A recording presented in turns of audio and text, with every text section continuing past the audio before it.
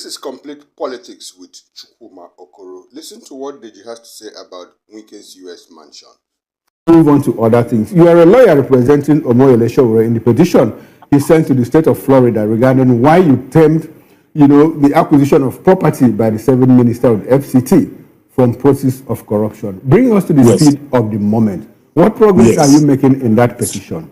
Basically, the Omoyele Sowore's contention is that the 3 houses in the names of the children of Yes and Wike were bought with proceeds of fraud, of money laundering.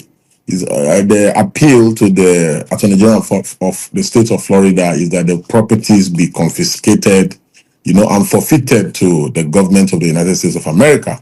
He had further canvassed that the FCT minister has never worked anywhere in his life, that all he has done is to be in politics, and that he has corruptly enriched himself over the years, and that's why he's able to buy the properties in cash.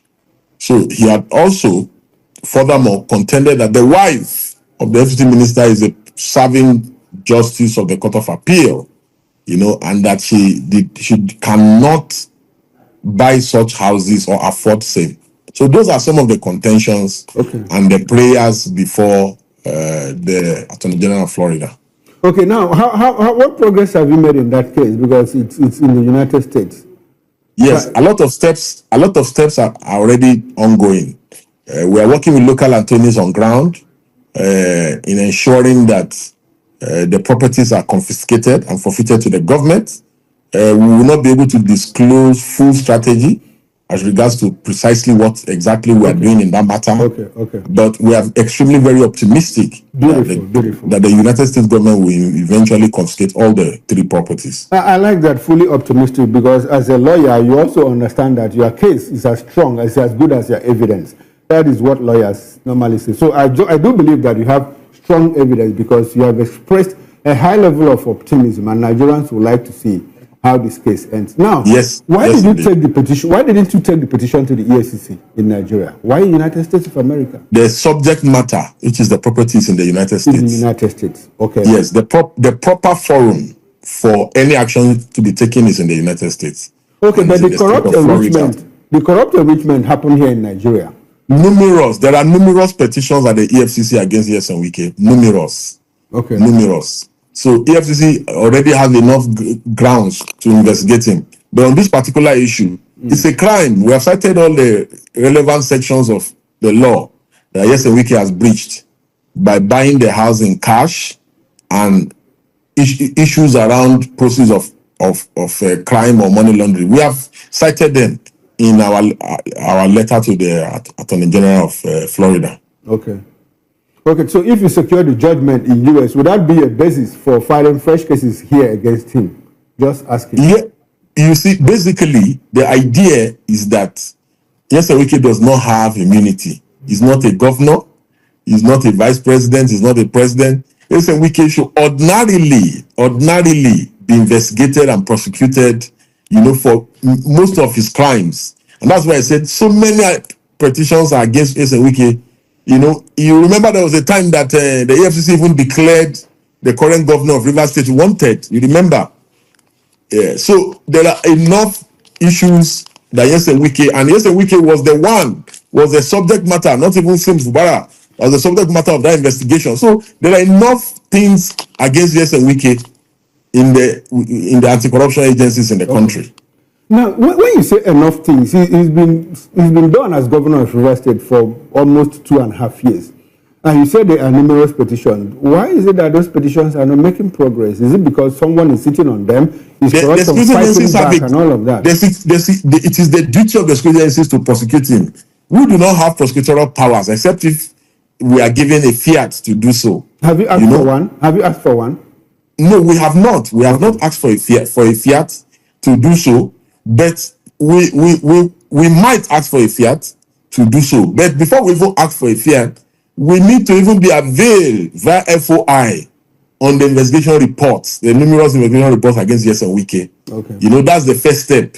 Maybe after this we'll apply formally, because the truth of the matter is that these are not statute-barred allegations or crimes.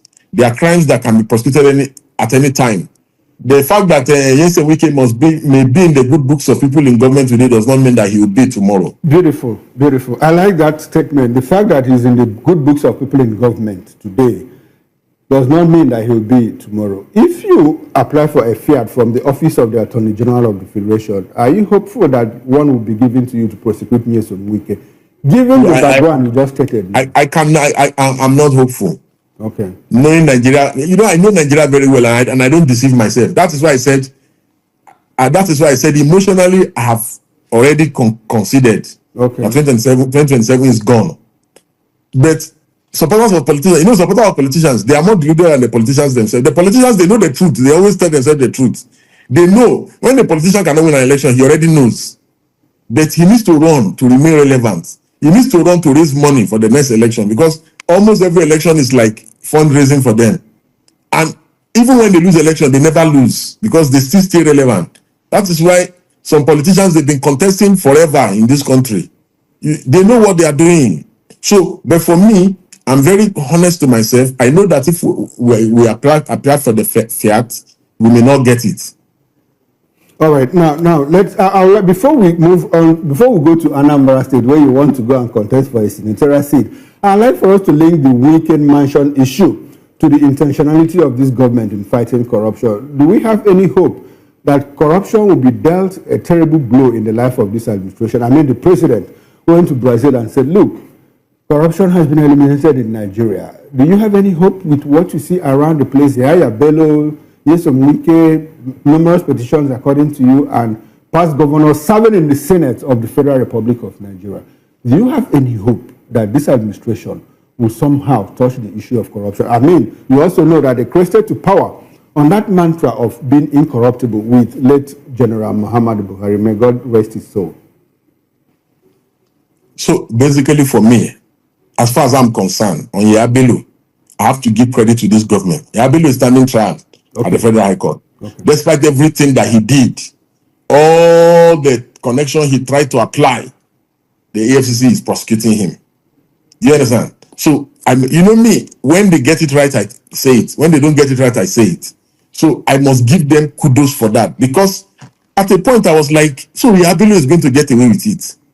So Yabelu is truly going to get away with it. Where if the court frees him, it's a different ballgame. But the job has been done. Yabelu has been arraigned. Yabelu is standing trial for corruption, and we know what the issues are. This man paid school fees in anticipation for his children's future, and several other unprintable things that he has done. A few people here and there have been investigated. Whether they will be prosecuted is another thing.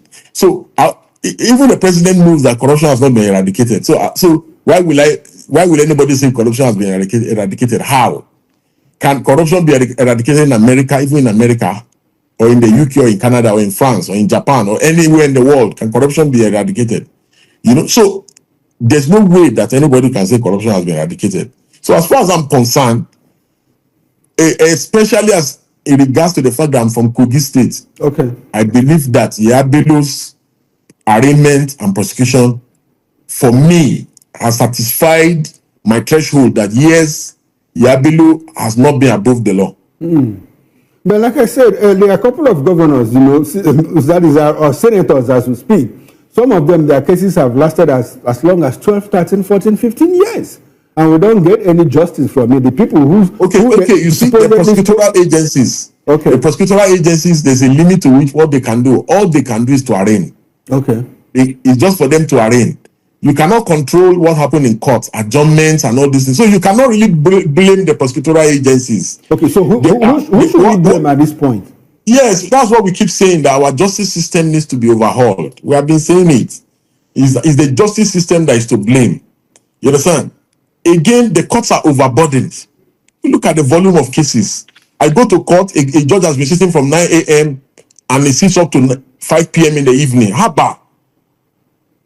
And he's sitting and he's doing everything in longhand.